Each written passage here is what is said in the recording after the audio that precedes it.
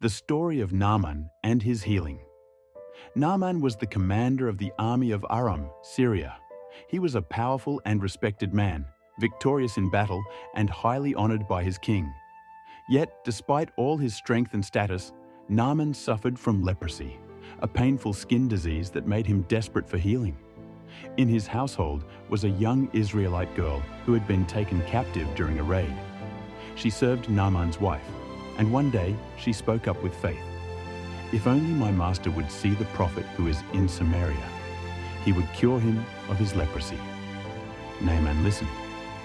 With permission from the king of Aram, he set out for Israel, carrying silver, gold, and fine clothes as gifts. When he arrived at the house of the prophet Elisha, he expected a grand ceremony. Instead, Elisha did not even come out to meet him. He sent a messenger with a simple instruction: "Go, wash yourself 7 times in the Jordan River, and your flesh will be restored, and you will be cleansed." Naaman was furious. He had expected dramatic prayers, waving of hands, or some holy ritual. The Jordan River seemed small and dirty compared to the rivers of his own land. In pride and anger, he turned to leave. But Naaman's servants approached him with wisdom.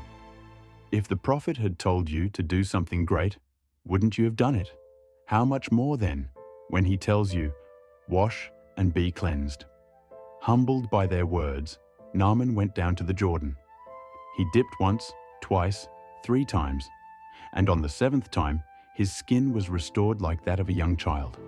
He was completely healed. Overwhelmed with gratitude, Naaman returned to Elisha and declared, "Now I know that there is no God in all the world except in Israel." He offered gifts, but Elisha refused, showing that God's healing was not for sale. Naaman then promised that from that day forward, he would worship only the Lord, the God of Israel. Moral lessons from Naaman's story. 1. Pride can block blessings. Naaman almost missed his healing because he wanted something grand. Humility opened the door to his miracle. 2. God works through simple obedience. A small act of faith, dipping in the river, brought complete healing. 3. Never underestimate small voices. It was the faith of a young servant girl and the wisdom of humble servants that led Naaman to God's power. 4. God's grace cannot be bought.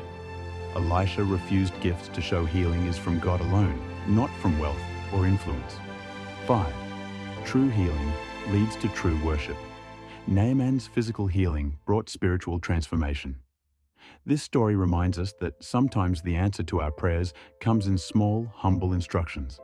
And our miracle is found in obedience, not in grandeur. Spread the word, share, follow, like and comment. Tell me in the comments section which story do you want next?